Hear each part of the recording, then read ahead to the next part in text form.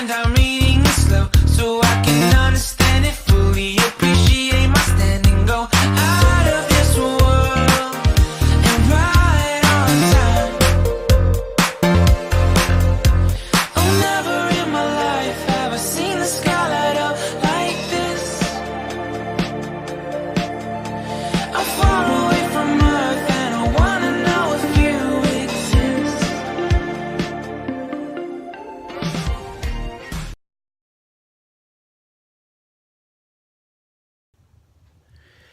Well, good morning. Keith Hayes with Mirador Radio and Television again this morning, this Monday morning, the 4th of March. It's 5:45 in the morning on the south coast of England. We are all, I think, surviving after a howling night of gales, 90-mile-per-hour winds across the country, trees down, roads flooded, snow over some of the higher ground, and deep snow over the higher ground. Some places it reached as much as, apparently, 6 inches. And that, for those of you who still calculate stuff, old-fashioned people who calculate stuff in centimetres, that's quite deep. Well, good morning. Yes, we've had a pretty howling gale overnight.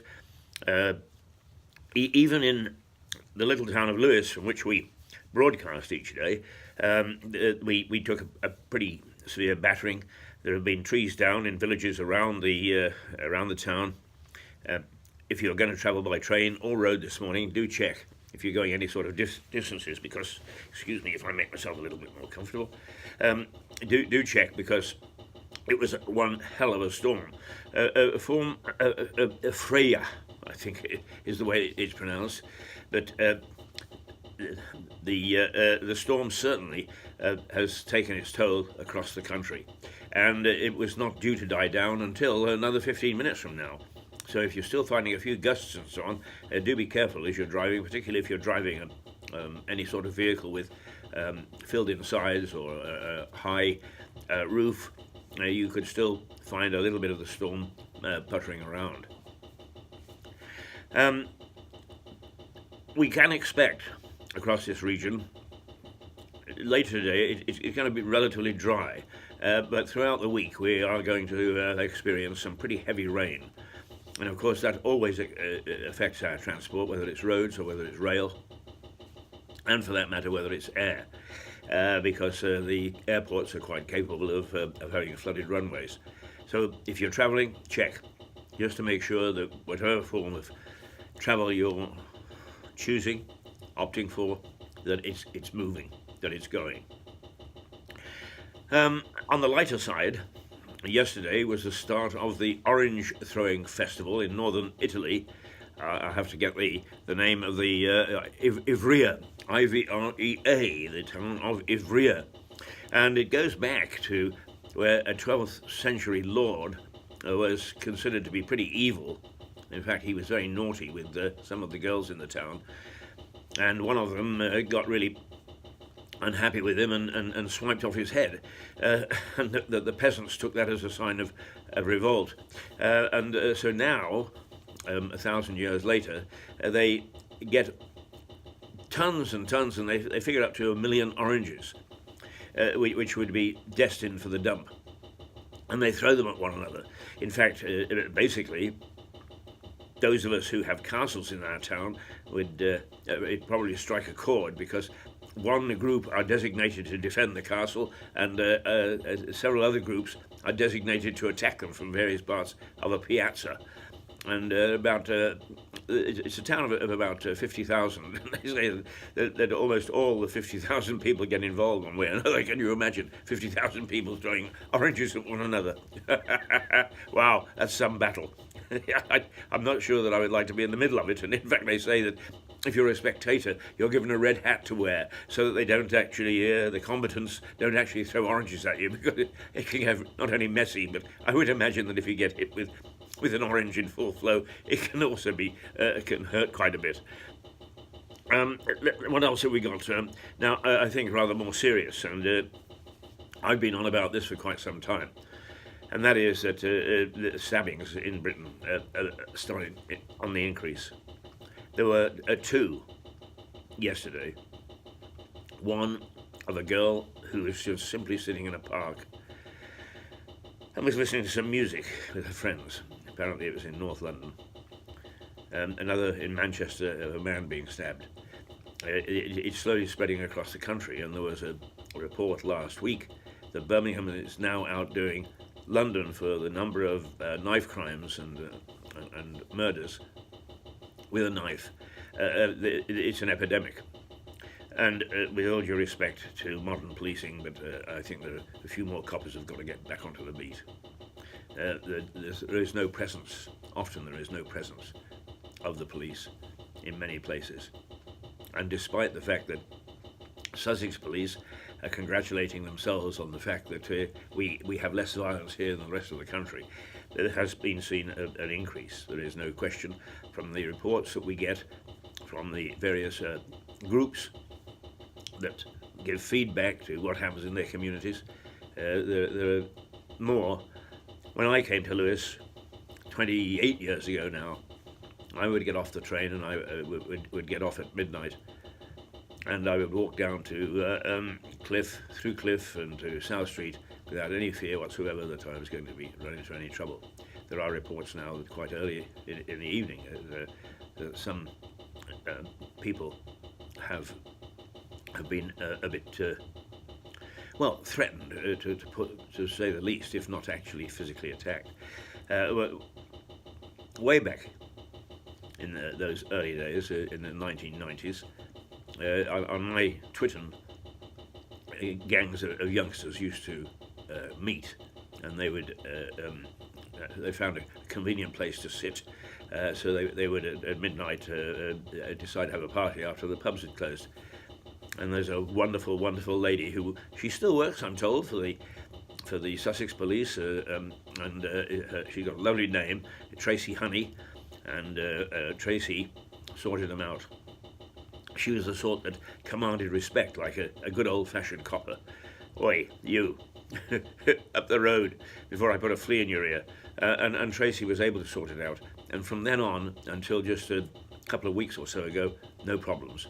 But now, some of it has started again, which seems to me to be an indicator. All right, straw poll. but with the bits and pieces that come in, I think that let's ask the Sussex Police to put a cap on it before it gets out of hand, because nobody took it too seriously in London and Birmingham and Manchester. And now, as I say, it's an epidemic, with stabbings quite frequent, and apparently some of them now becoming senseless. Stab somebody a day type of thing is, if you feel like it. And of course that's totally unacceptable in a civilized society. All right, we're talking about a civilized society. Is there anything else that... Oh yes, the police are also warning those of us with a landline to be careful.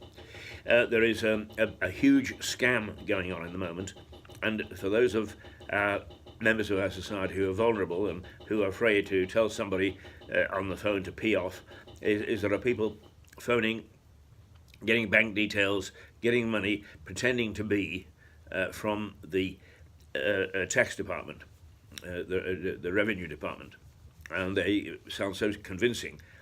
And since, to some extent, we are all a little worried about tax departments, they seem to have powers that nobody else does. And so the real thing can be frightening.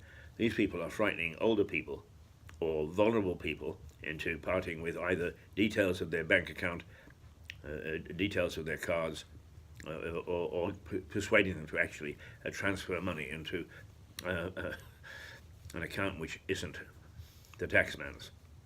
So if you've got a landline, and many of us have, even in this age of mobile phones, be careful. If somebody... don't even ask to call back, because they're savvy enough to have a false phone line so that you can speak to somebody who also sounds as if they belong to the whole organisation. I actually had one. I almost fell for it, I have to say. It was an international one, just about 12 months ago or so. And luckily, being a journalist, I am suspicious of these things, and I got a friend of mine in Washington, a journalist who's working in Washington, D.C., and he started to track it down until in the end it turned out that these people who were offering a fortune were operating out of a used car wash, an unused car wash. I'm going to get a lot of money out of them. But it's easily done because basically they invite you to call back, and the number you're calling is nowhere near any official phone at all. So that is a scam that is becoming widespread, apparently across Sussex. Do watch out for it. Don't fall for it. Make sure don't actually part with anything from your bank until you've checked with the bank. And check if you make sure you know who you're checking with. Don't just take a number that somebody gives you. Make sure that you do a double check before you part with any money. But the chances of the government asking you to pass over money, or for that matter any legitimate establishment to pass over money on the phone, is very, very, very slim, if non-existent. So do be careful. Don't fall for it. All right, 5 minutes left, because I had a rollicking good time over the weekend. I put out a blog or a blog or something on Facebook and so on and so forth, because apparently, you know that I've laughed at cabinet and I've laughed at chairs and so on and so forth. I always think that it's just silly use of the language.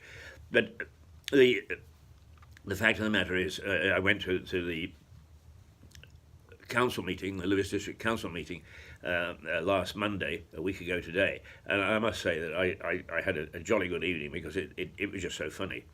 But the unfortunate thing is, of course, it has serious intent, and this was all to do with having a cabinet and a chair and groups. Well, apparently now people are beginning to doubt that the cabinet system works well, and there are councils who are beginning to change. The cabinet system allows a lot of power in the hands of a few people. One critic said, you can go back to the committee system, and somebody from Uckfield, a very articulate man who gave a very good argument, he said, but the committees didn't do anything either. But my response was, well, at least it was all of them doing nothing. Is the old committee system opened up government to all our elected people. The cabinet system only opens it up to a few, and the only time that they ever have really a voice is at a council meeting where they don't stand a chance, because whatever the council or the cabinet says, the ruling party does. So let's go back to that. The second point that has been made is now people are starting to look at expansion. I've always said small is beautiful. I do accept that some things have to expand, but now there are a number of studies out that say it doesn't save money. The argument for expansion is not that it saves money. So if people want to expand, as indeed we have, there is some other motive. They say it's to save money, but it's not. So is it to extend power? Is it to make these cabinets have more supporters? I really don't know, and I think that it's worth taking a look at. But we don't have to have the cabinet system.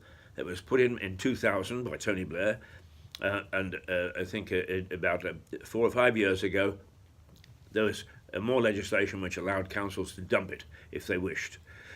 So I think that at this election, which comes up in the 2nd of May, that we should really ask our candidates, hey, are you for the cabinet system or aren't you? Are you for expansion or aren't you? And let them find out what we think by casting our vote appropriately. And I personally would like to see that everybody independent. Let's do away with the party system at local politics. Not everybody agrees, and not everybody should agree. But debate on this issue is, in my mind, essential. So let's create a debate over the next few weeks as we go up towards an election on May the 2nd. And don't forget that I think it's this coming Thursday that you can vote in a referendum on the Lewis Neighbourhood Plan. And I'll give some active politicians credit where credit is due, is they are calling street meetings so that they can explain the whole thing to you. So try to go in with your eyes open when you vote on the Lewes Neighbourhood Plan this Thursday. Okay, I'm dashing off to the radio studio now. Join me on Rouser Radio, if you will. Until tomorrow, Keith Hayes, Toodle Pip. I never made it, but I know what it